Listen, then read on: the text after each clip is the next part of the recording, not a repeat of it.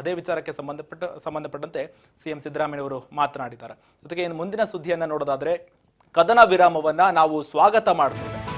ಚಿತ್ರದುರ್ಗದಲ್ಲಿ ಕದನ ವಿರಾಮಕ್ಕೆ ಸಂಬಂಧಪಟ್ಟಂತೆ ಸಚಿವ ಕೃಷ್ಣ ಬೈರೇಗೌಡ ಕದನ ವಿರಾಮವನ್ನ ನಾವು ಸ್ವಾಗತ ಮಾಡ್ತೇವೆ. ಚಿತ್ರದುರ್ಗದಲ್ಲಿ ಕಂದಾಯ ಸಚಿವ ಕೃಷ್ಣ ಬೈರೇಗೌಡ ಹೇಳಿಕೆ ಕೊಟ್ಟಿದ್ದಾರೆ. ಪಾಕ್ಗೆ ಪಾಠ ಕಲಿಸಬೇಕು ಅನ್ನೋದು ನಮ್ಮ ಗುರಿಯಾಗಿತ್ತು, ಆದರೆ ಪಾಕ್ಗೆ ಸರಿಯಾದ ಪಾಠ ಕಲಿಸಿದ್ವಾ ಎಂಬ ಪ್ರಶ್ನೆ ನನ್ನಲ್ಲಿದೆ ಅಂತ ಕೇಳ್ತಾ ಇದ್ದಾರೆ. ಜೊತೆಗೆ ಅವರು ಭಾರತಕ್ಕೆ ಸರಿಯಾದ ಪಾಠ ಕಲಿಸ್ತಿದೀವಿ ಜೊತೆಗೆ ಅಂತ ಹೇಳ್ತಾ ಇದ್ದಾರೆ. ನಾವು ಕೂಡ ನಮ್ಮ ನಿಲುವನ್ನ ಹೇಳಿಕೊಳ್ತಾ ಇದ್ದೇವೆ. ಭಾರತ ಪಾಕಿಸ್ತಾನಕ್ಕೆ ತಕ್ಕ ಪಾಠವನ್ನ ಕಲಿಸಲೇಬೇಕಂತ ಈ ಬಗ್ಗೆ ಕೃಷ್ಣ ಬೈರೇಗೌಡ ಹೇಳಿಕೆ ಕೊಡ್ತಾ ಇದ್ದಾರೆ. ಟ್ರಂಪ್ ಹೇಳಿದ್ರು ಅಂತ ಯುದ್ಧ ನಿಲ್ಲಿಸಿದ್ದು ಎಷ್ಟು ಸರಿ? ಡೊನಾಲ್ಡ್ ಟ್ರಂಪ್ ಹೇಳಿದ ತಕ್ಷಣ ನಾವು ಮಂಡಿ ಊರಿದ್ರೆ ಹೇಗೆ ಅಂತ ಪ್ರಶ್ನೆ ಹಾಕಿದ್ದಾರೆ.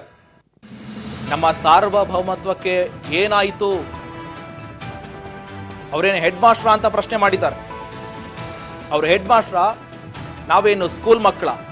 ಯುದ್ಧದ ಗುರಿ ಈಡೇರಿಸಿದ ಮೇಲೆ ವಿರಾಮ ಒಪ್ಪಿಕೊಂಡ್ರೆ ಒಳ್ಳೆಯದು, ಹೀಗಂತ ಕೃಷ್ಣ ಬೈರೇಗೌಡ ಪ್ರಶ್ನೆ ಹಾಕಿದ್ದಾರೆ.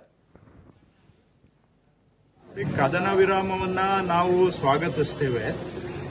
ಆದರೆ ನನಗೆ ಒಂದು ಪ್ರಶ್ನೆ ಅನೇಕರು ನಿನ್ನೆ ಎಲ್ಲ ತಲೆ ಎತ್ತಿದ್ದಾರೆ, ಪ್ರಶ್ನೆ ತಲೆ ಎತ್ತಿದೆ. ಏನು ಅಂದರೆ, ಈಗ ನಾವು ಯುದ್ಧ ಆರಂಭ ಮಾಡೋದಕ್ಕೆ ಮೊದಲು ಎಲ್ಲ ವಿಷಯವನ್ನ ಅವಲೋಕನ ಮಾಡಿ ಯುದ್ಧ ಆರಂಭ ಮಾಡಬೇಕು. ಆರಂಭ ಮಾಡಿದ ಮೇಲೆ ಅವರಿಗೆ ಪಾಠ ಕಲಿಸಲೇಬೇಕು ಅನ್ನೋದು ನಮ್ಮ ಗುರಿಯಾಗಿತ್ತು. ಆದರೆ ಈಗ ಅವ್ರಿಗೆ ನಿಜವಾಗಿ ನಾವು ಪಾಠ ಕಲಿಸಿದೀವಿಯಾ ಅನ್ನೋ ಒಂದು ಪ್ರಶ್ನೆ ನನ್ನ ಮನಸ್ಸಿನಲ್ಲಂತೂ ಬರ್ತಾ ಇದೆ. ಯಾಕಂದ್ರೆ ಅವ್ರು ಹೇಳೋದು ನೋಡಿದ್ರೆ ನಾವು ಭಾರತಕ್ಕೆ ಸರಿಯಾಗಿ ಪಾಠ ಕಲಿಸಿದೀವಿ ಅಂತ ಅವ್ರು ಹೇಳ್ಕೊಳ್ತಾರೆ, ನಾವು ನಮ್ದು ಹೇಳ್ಕೊಳ್ತೇವೆ.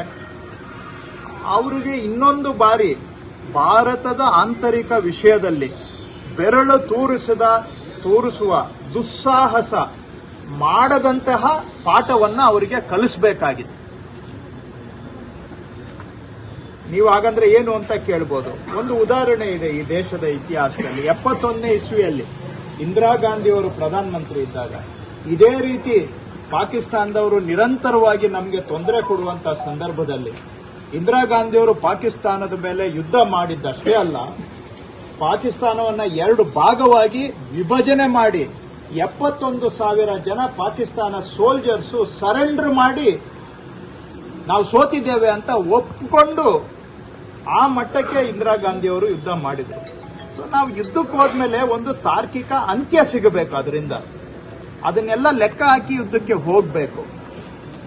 ಈಗ ಅಮೆರಿಕಾದವ್ರು ಹೇಳಿದ್ರು ಅಂತ ಹೇಳಿ ಕೂಡಲೇ ನಾವು ಹಿಂತೆಗೆದು ಬಿಟ್ರೆ ನಮ್ಮ ಯಾವ ಉದ್ದೇಶದಿಂದ ನಾವು ಈ ಕದನವನ್ನು ಆರಂಭ ಮಾಡಿದ್ವಿ ಆ ಉದ್ದೇಶ ಈಡೇರಿದೆಯಾ ಅನ್ನುವಂತಹದ್ದು ಒಂದು ಪ್ರಶ್ನೆ ನಮ್ಮ ಮನಸ್ಸಿನಲ್ಲಿ ಉದ್ಭವ ಆಗುತ್ತೆ. ಇದಕ್ಕೆ ಕೇಂದ್ರ ಸರ್ಕಾರದವರು ಉತ್ತರ ಕೊಡಬೇಕು. ಎರಡನೇದು, ನಾವು ಯಾವಾಗಲೂ ಕೂಡ ಕಾಶ್ಮೀರ ನಮ್ಮ ಆಂತರಿಕ ವಿಷಯ ಅಂತ ನಾವು ಇವತ್ತಲ್ಲ 84ನೇ ಇಸ್ವಿಯಲ್ಲಿ ಅವಾಗ ನಾವು ಶಿಮ್ಲಾ ಒಪ್ಪಂದ ಮಾಡಿಕೊಂಡಾಗಿಂದ ಕಾಶ್ಮೀರ ನಮ್ಮ ಆಂತರಿಕ ವಿಷಯ. ಇದಕ್ಕೆ ಪಾಕಿಸ್ತಾನವೂ ಕೂಡ ಒಪ್ಕೊಂಡಿದೆ. ಹೌದು, Kashmir is an internal affair of India ಅಂತ. ಆದ್ರೆ ಇವತ್ತು ಅಮೆರಿಕ ಮಧ್ಯವಸ್ಥಿಕೆ ವಹಿಸುವಂತಹದ್ದು ಕಾಶ್ಮೀರ ವಿಷಯದಲ್ಲಿ ಅವರು ನಾವು ಮಧ್ಯವಸ್ಥಿಕೆ ವಹಿಸ್ತೀವಿ ಅಂತ ಹೇಳಿದ್ಮೇಲೆ ಹಾಗಾದ್ರೆ ನಾವು ಇಷ್ಟು ದಿನ ನಾವು ತೆಗೆದುಕೊಂಡಿದ್ದಂತ ನಿಲುವು ಏನಾಯ್ತು ಅಲ್ಲಿಗೆ? ಈಗ ಕಾಶ್ಮೀರ ಭಾರತದ ಆಂತರಿಕ ವಿಷಯನಾ ಅಥವಾ ಅಂತಾರಾಷ್ಟ್ರೀಯ ವಿಷಯನಾ?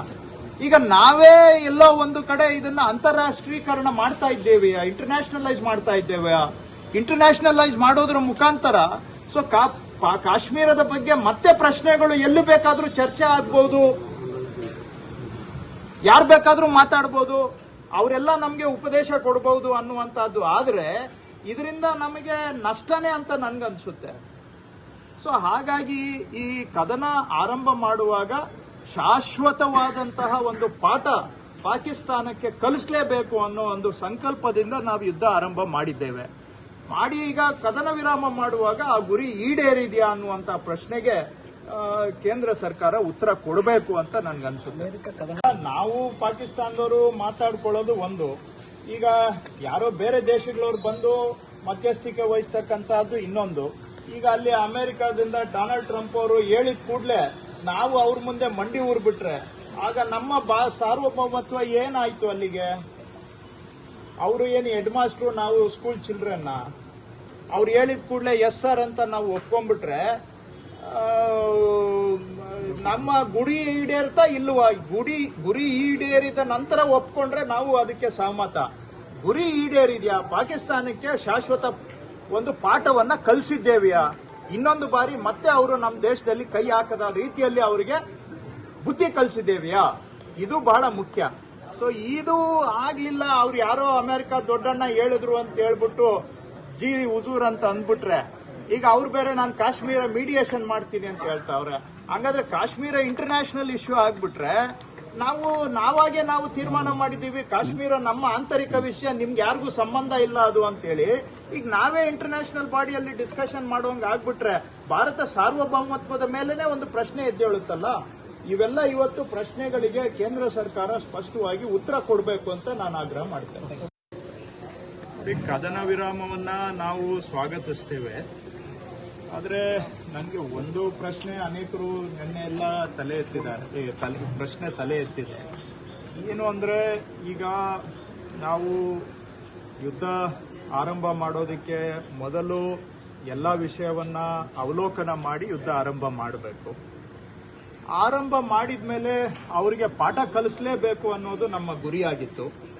ಆದ್ರೆ ಈಗ ಅವ್ರಿಗೆ ನಿಜವಾಗಿ ನಾವು ಪಾಠ ಕಲಿಸಿದೀವಿಯಾ ಅನ್ನೋ ಒಂದು ಪ್ರಶ್ನೆ ನನ್ನ ಮನಸ್ಸಿನಲ್ಲಂತೂ ಬರ್ತಾ ಇದೆ. ಯಾಕಂದ್ರೆ ಅವರು ನೀವು